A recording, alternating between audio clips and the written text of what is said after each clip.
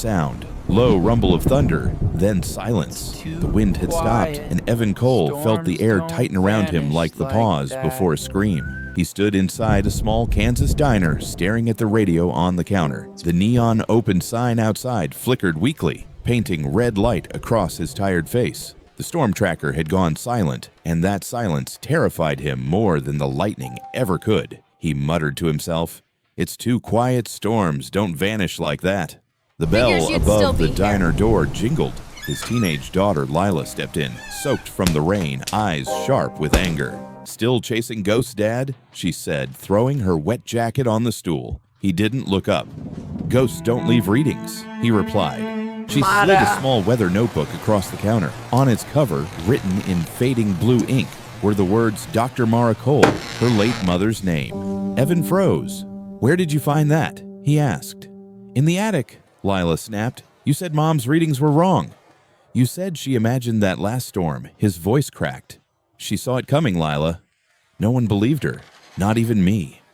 The room fell quiet again. Rain tapped against the glass and then stopped. Outside, the trees had gone perfectly still. Lila frowned, stepping toward the window.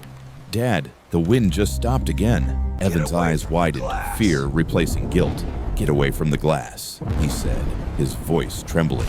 He grabbed the old radio mic, twisting the dial until static filled the room. "Maple Ridge, this is Cole. Take cover now. It's not over." The lights flickered. The air felt heavy, electric. Lila shouted, "You could have warned them earlier." Evan slammed his fist on the counter. "I did once. After your mom died, no one listened. They called me crazy." A crack of thunder split the air, followed by a shattering gust that ripped the diner door open.